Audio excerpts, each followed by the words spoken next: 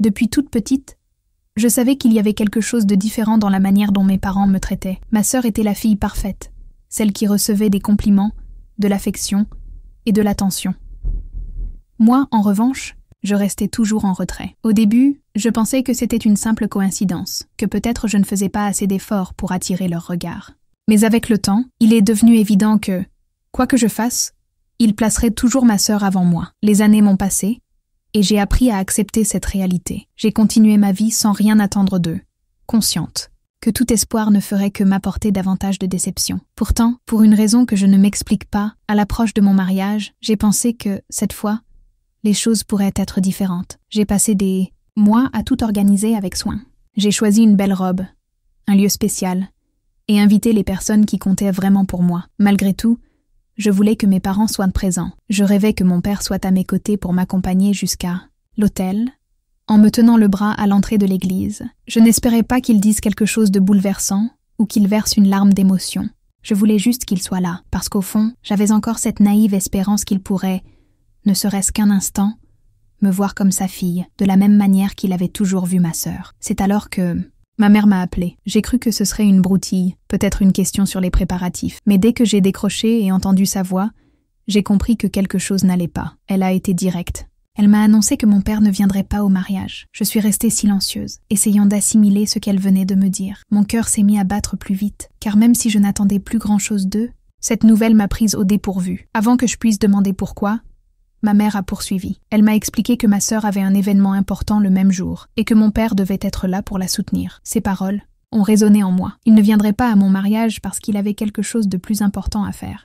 Quelque chose de plus essentiel que d'être présent pour le jour le plus spécial de ma vie. J'ai pris une profonde inspiration. Je ne voulais pas pleurer. Je ne voulais pas montrer ma faiblesse. Il pense vraiment que cet événement de « ma sœur est plus important que mon mariage ?» Ma mère a soupiré. « Tu dois comprendre, ta sœur était très contrariée de ne pas être invitée et ton père trouve injuste qu'elle soit mise de côté. » Mon cœur s'est serré. C'était donc ça. Il ne refusait pas de venir à mon mariage à cause d'un autre engagement. Il me punissait parce que je n'avais pas invité ma sœur. Ça faisait mal, mais ce n'était pas une surprise. Toute ma vie, ça avait été ainsi. Chaque fois qu'il y avait un problème, c'était moi la fautive. Chaque fois que ma sœur se sentait blessée, c'était à moi de céder. J'avais toujours dû sacrifier mes désirs pour qu'elle ne soit pas peinée. Quand j'ai décidé de ne pas inviter ma sœur à mon mariage, ce n'était ni par rancune, ni par vengeance. C'était parce que je savais que, si elle était là, mes parents feraient tout pour qu'elle soit au centre de l'attention. Je savais qu'une manière ou une autre, cette journée ne serait plus la mienne, celle de mon fiancé et moi, mais deviendrait un énième événement centré sur la fille parfaite. Mais cette fois,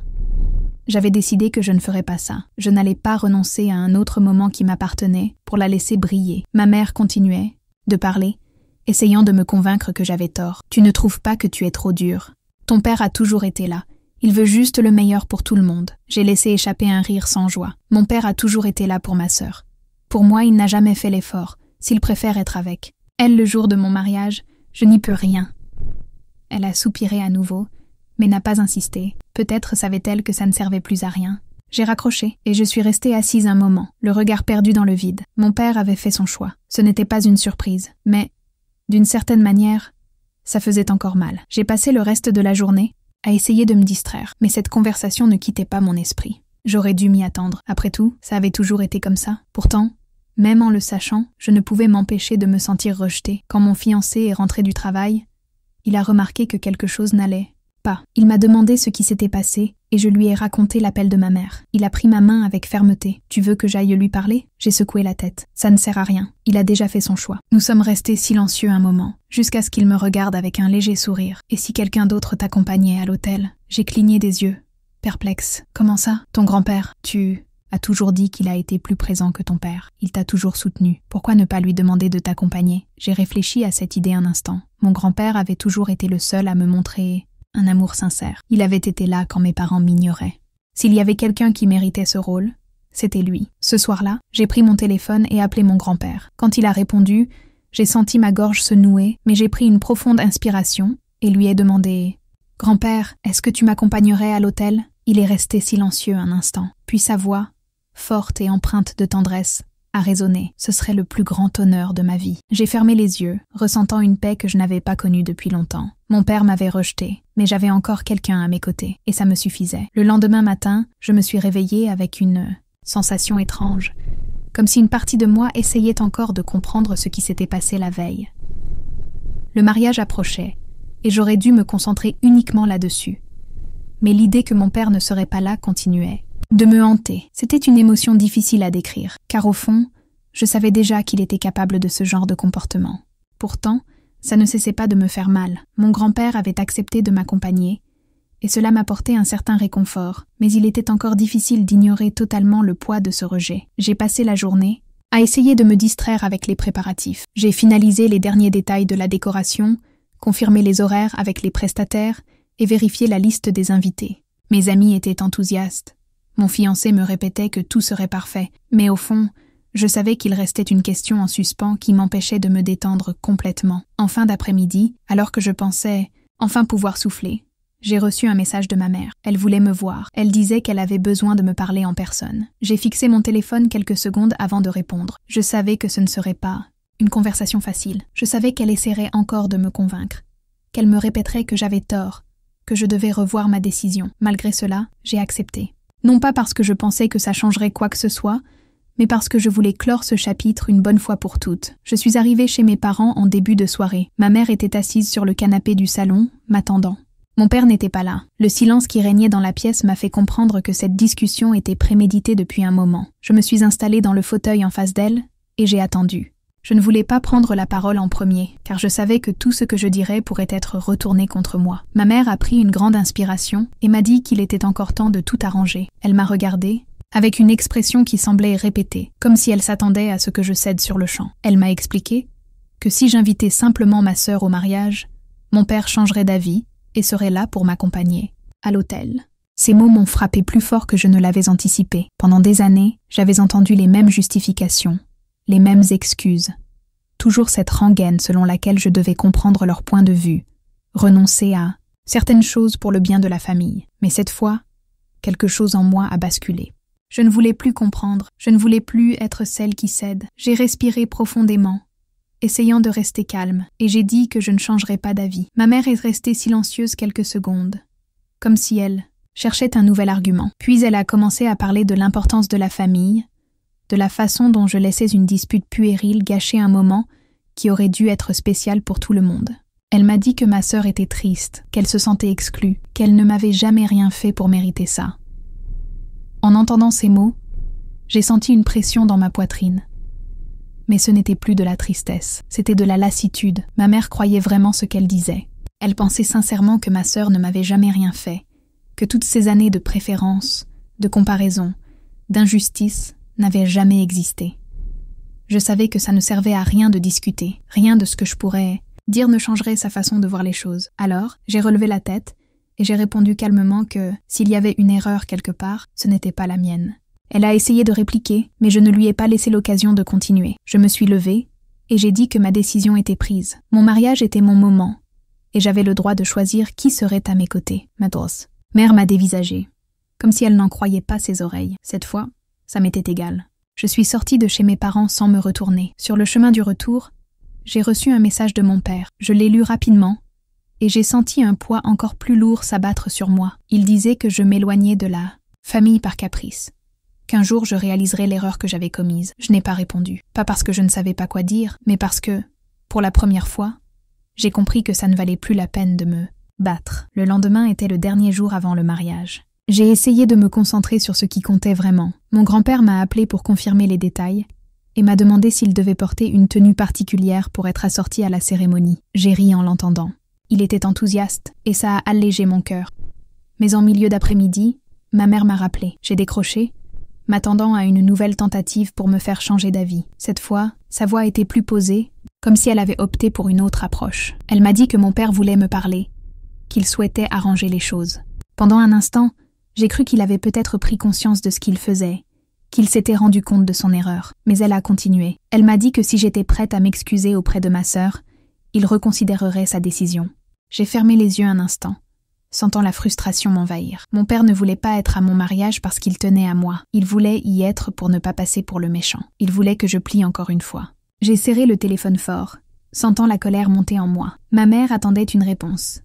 J'ai pris une grande inspiration et j'ai simplement dit que s'il voulait vraiment être là, il aurait déjà pris cette décision tout seul.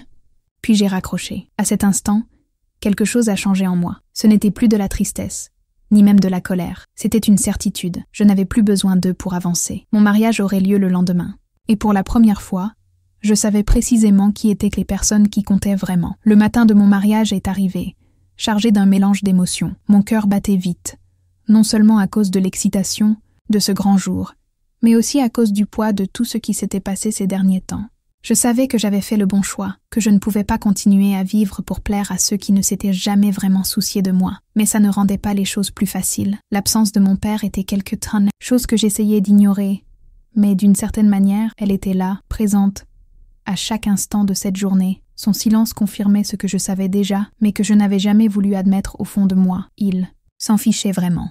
Son orgueil comptait plus que moi. Je me suis levée, j'ai pris une longue douche, et j'ai essayé de rester calme. La journée serait longue, remplie d'obligations avant la cérémonie, et je devais être en forme. Mes amis s'activaient. Déjà, ma demoiselle d'honneur m'a envoyé un message pour me dire que l'équipe de maquillage et de coiffure était en route. Mon fiancé m'a aussi écrit tôt, me disant qu'il avait hâte de me voir à l'hôtel. J'ai fermé les yeux un instant et j'ai essayé de me concentrer là-dessus. C'était ça qui importait, pas mon père, pas ma sœur, pas leur absence, mais les gens qui étaient là pour moi. Ceux qui avaient choisi de rester à mes côtés, quoi qu'il arrive. Pendant que je finissais de me préparer, ma mère a appelé, encore une fois. J'ai regardé le téléphone quelques secondes avant de décrocher. Je savais ce qui m'attendait. J'ai pris une profonde inspiration et j'ai glissé mon doigt sur l'écran pour répondre. Sa voix était hésitante, comme si elle pesait soigneusement ses mots avant de parler. Elle m'a dit que mon père n'avait toujours pas changé, d'avis, qu'il ne viendrait vraiment pas. Elle avait un ton de regret, comme si elle espérait que je me ravise et cède à la dernière minute. Je l'ai écoutée sans rien dire. J'ai attendu qu'elle continue, car je savais qu'elle n'avait pas fini. Elle m'a dit que ma sœur était triste à cause de tout ça, qu'elle n'avait jamais voulu que les choses en arrivent là, qu'elle m'avait toujours aimée, et qu'elle voulait être avec moi en ce moment. Elle a ajouté que mon père ne faisait que protéger la famille, qu'il essayait de garder tout le monde uni.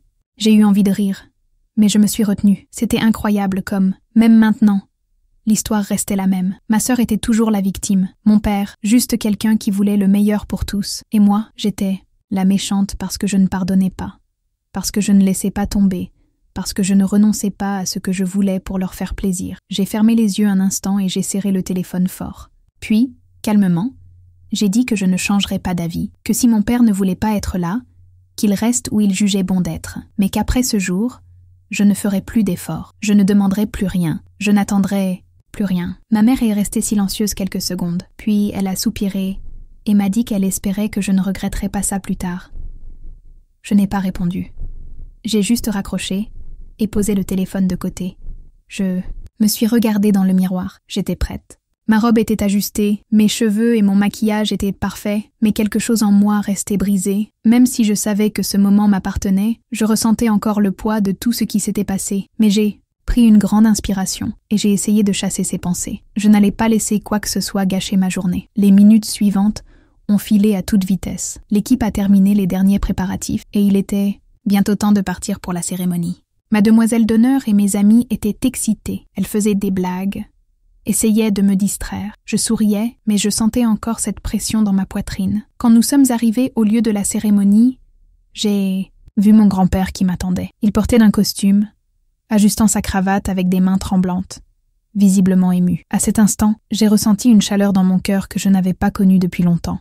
Je me suis approchée de lui et j'ai pris ses mains. Il m'a regardée avec des yeux humides et m'a souri. Il m'a dit que j'étais magnifique. Il m'a dit qu'il était tellement fier de moi. Et à ce moment-là, j'ai réalisé que c'était exactement ce que j'avais toujours voulu entendre. Les invités étaient déjà assis. La musique a commencé à jouer. Et le moment d'entrée est arrivé. Mon grand-père m'a offert son bras et je l'ai saisi fermement. Nous avons marché ensemble dans l'allée et à chaque pas, je sentais le poids des derniers jours s'éloigner. Mon fiancé m'attendait à l'hôtel avec un large sourire, les yeux brillants. Mes amis, mes témoins, tous étaient là pour moi. Des gens qui tenaient vraiment à moi. Quand je me suis enfin arrêtée devant l'hôtel et que j'ai regardé mon grand-père, j'ai vu qu'il retenait ses larmes. Il a serré ma main avec tendresse avant de me confier à mon fiancé. Il m'a murmuré qu'il serait toujours là pour moi, qu'il ne m'abandonnerait jamais. Mes yeux se sont embués, mais j'ai pris une grande inspiration pour contenir mes émotions. La cérémonie a commencé, et à cet instant, tout ce qui s'était passé avant a perdu de son importance. Peu importait qui n'était pas là. Ce qui comptait, C'étaient les gens qui avaient choisi d'être présents. En échangeant mes vœux avec mon fiancé, j'ai réalisé que je ne m'étais jamais sentie aussi en sécurité, aussi aimée. Pour la première fois, je n'avais pas à faire d'efforts pour être acceptée. J'étais simplement moi-même. La réception a été légère, pleine de rires, d'embrassades et d'amour. Pendant les discours, mes amis n'ont évoqué des souvenirs de notre amitié. Mon fiancé a parlé de la manière dont je le rendais heureux, et mon grand-père, ému, a dit que c'était l'un des jours les plus spéciaux de sa vie. Pendant un instant, j'ai imaginé ce que ça aurait été si mes parents avaient été là. S'ils avaient choisi de me soutenir plutôt que de me punir pour ne pas avoir fait ce qu'ils voulaient. Mais cette pensée m'a vite quittée, parce que j'ai compris que je n'en avais plus besoin. J'étais entourée d'amour, et ça me suffisait. La soirée s'est terminée avec tout le monde dansant et célébrant. Mon fiancé et moi, nous sommes regardés en souriant, conscients que notre vie ensemble commençait vraiment à partir de là. Ma mère m'a envoyé un message avant que je m'endorme, mais je ne l'ai pas ouvert. Je ne voulais plus y penser. Pour la première fois, j'étais en paix. La nuit de mon mariage est passée comme un rêve. J'ai dansé, j'ai souri, j'ai enlacé chaque personne qui était à mes côtés pour ce moment si important. Mon grand-père est resté près de moi toute la soirée, comme s'il voulait profiter de chaque seconde de cette célébration. Mes amis étaient joyeux, mon fiancé me regardait avec admiration, et j'ai senti que, pour la première fois, j'avais fait le bon choix en eux, cédant pas à ma famille. Mais le lendemain matin, en me réveillant, j'ai vu plusieurs appels manqués de mon père. J'ai fixé l'écran de mon téléphone quelques secondes avant de décider quoi faire. Quelque chose en moi me disait qu'il n'appellerait pas sans raison. J'ai pris une grande inspiration et j'ai rappelé. Dès qu'il a décroché, sa voix était pleine de colère. Il m'a demandé si c'était vrai que mon grand-père m'avait accompagné à l'hôtel. J'ai confirmé, sans m'étendre. Il est resté silencieux quelques secondes avant de se lancer. Il a dit que c'était un manque de respect, que je l'avais humilié devant toute la famille en laissant quelqu'un d'autre prendre la place qui lui revenait. J'ai écouté sans l'interrompre. Mon père continuait, insistant sur le fait que j'avais fait ça pour le provoquer, que c'était une décision immature. Puis il m'a demandé si je pensais que mon grand-père avait plus de droits que lui. J'ai pris une grande inspiration avant de répondre. Calmement, j'ai dit que mon grand-père avait été présent dans ma vie d'une manière que lui n'avait jamais été. J'ai dit qu'il m'avait accueillie quand je me sentais rejetée, qu'il m'avait toujours fait me sentir importante, alors que lui, en tant que père, n'avait fait que me demander des choses sans jamais rien m'offrir d'autre que de l'indifférence. De l'autre côté de la ligne, mon père est resté silencieux. Puis, il a laissé échapper un rire sec et m'a dit que j'étais ingrate, que tout ce qu'il avait fait était pour garder la famille unie, que j'étais égoïste de ne pas le reconnaître. Il a répété les mêmes choses que ma mère m'avait toujours dites, que je ne comprenais pas la valeur de la famille, que je détruisais tout. Mais cette fois, ça ne m'a pas touchée. Pour la première fois, je ne me suis pas sentie coupable. Mon père attendait que je le supplie, que je m'excuse, que j'essaie de réparer les choses comme je l'avais toujours fait par le passé. Mais cette fois, j'ai simplement dit qu'il avait fait son choix et que j'avais fait le mien. Avant qu'il puisse répondre, j'ai raccroché. Je suis restée immobile quelques secondes, respirant lentement, assimilant ce qui venait de se passer. Mon père n'avait jamais essayé de me comprendre. Il n'avait jamais cherché à voir ce que je ressentais. Il s'était toujours plus soucié de son propre orgueil que de moi. Et même maintenant, sa colère n'était pas due à mon absence dans sa vie, mais au fait qu'il ne voulait pas être perçu comme le père qui avait abandonné sa fille le jour de son mariage. J'ai rangé le téléphone et j'ai essayé de ne plus y penser. Mon mari a remarqué mon silence et m'a demandé si j'allais bien. J'ai souri et j'ai dit que oui. Pour la première fois, cette conversation ne m'avait pas brisée. Pour la première fois, je me sentais vraiment libre. Dans les jours qui ont suivi, j'ai remarqué que ma mère tentait de se rapprocher. Elle m'envoyait de courts messages, demandait comment nous allions, faisait comme si rien ne s'était passé. Mais je savais que ce n'était pas sincère. Je savais que si je lui ouvrais la porte, tout redeviendrait comme avant. Je redeviendrais la fille qui doit céder, qui doit renoncer à ses désirs, pour faire plaisir aux autres. Alors j'ai décidé de ne plus répondre. Pour la première fois, je n'ai pas laissé la culpabilité me ramener en arrière. Mon grand-père a perçu ce changement en moi, et un jour, m'a regardé avec un sourire satisfait. Il m'a dit qu'il était fier. Il m'a dit que c'était bien de voir que je commençais enfin à me choisir moi-même. Mais quelques semaines plus tard, quelque chose d'inattendu s'est produit. J'étais en train de ranger des affaires à la maison quand j'ai reçu un email. Je l'ai ouvert sans trop y penser, et, à ma grande surprise, il venait de ma sœur. J'ai lu les premiers mots, et j'ai ressenti un mélange de choc et de méfiance. Elle disait qu'elle voulait parler, qu'elle regrettait tout ce qui s'était passé. J'ai continué à lire, et j'ai vu qu'elle admettait savoir qu'elle avait toujours été favorisée, qu'elle reconnaissait m'avoir souvent mise de côté et qu'elle voulait maintenant réparer ça. Elle disait que je lui manquais, qu'elle voulait repartir de zéro. Je me suis arrêtée un instant, essayant de digérer ça. C'était difficile à croire. Toute ma vie, j'avais essayé de tisser un lien avec elle, sans jamais y parvenir. J'avais toujours été ignorée, toujours traitée comme moins importante. Et maintenant, comme par magie, elle voulait tout reconstruire. J'ai fixé l'email pendant quelques minutes, avant de décider quoi faire. J'ai repensé au passé, à toutes les fois où j'avais tenté de me rapprocher et où j'avais été repoussée. À toutes les fois où j'avais espéré quelque chose de mes parents et où j'avais été laissée pour compte. J'ai repensé à ce que j'avais ressenti lors de mon propre mariage, avec le poids de leur absence. Puis j'ai réalisé que, même si cette demande semblait sincère, je n'en avais pas besoin pour avancer. Je n'avais pas besoin d'une réconciliation forcée pour me sentir bien. Je n'ai pas répondu. J'ai simplement fermé l'email et j'ai continué ma vie. Les jours ont passé et j'ai commencé à ressentir quelque chose que je n'avais jamais connu auparavant, la paix. Pour la première fois, je n'étais pas enchaînée au passé, je n'attendais pas quelque chose qui ne viendrait jamais. Pour la première fois, je vivais ma vie sans porter le fardeau d'essayer d'être acceptée par ceux qui n'avaient jamais fait l'effort de m'accepter. Mon grand-père me rendait souvent visite, mes amis étaient toujours là, et mon mari était tout ce dont j'avais toujours rêvé. J'avais une famille, pas celle dans laquelle j'étais née, mais celle que j'avais choisie, et ça me suffisait. Les jours ont défilé, et chaque matin, je sentais que quelque chose changeait. En moi, la douleur du rejet était toujours là, mais elle ne pesait plus autant qu'avant. Pour la première fois, je n'attendais pas que ma famille m'accepte. Je ne cherchais pas d'explication ni à comprendre ce que j'avais fait de mal. J'avançais, tout simplement. Mon grand-père me rendait souvent visite, toujours avec ce regard de celui qui savait exactement ce que je ressentais. Il ne me posait pas de questions sur mes parents, ne mentionnait pas ma sœur. Il était juste là, il l'avait toujours été, et ça me suffisait. Mon mari aussi a remarqué la différence. Il m'a dit que je semblais plus légère, plus heureuse. Pour la première fois, je sentais que je prenais les rênes de ma propre vie. Quelques semaines plus tard, ma mère a appelé à nouveau. Cette fois, je n'ai pas décroché. Je savais que ce serait une nouvelle tentative pour me faire changer d'avis. Un énième discours sur mes erreurs, sur le fait qu'il était encore temps de tout réparer, mais je ne voulais rien réparer. Pour moi, il n'y avait rien de cassé. J'avais simplement accepté une vérité qui avait toujours été là. Mes parents ne m'avaient jamais vue comme je l'aurais souhaité.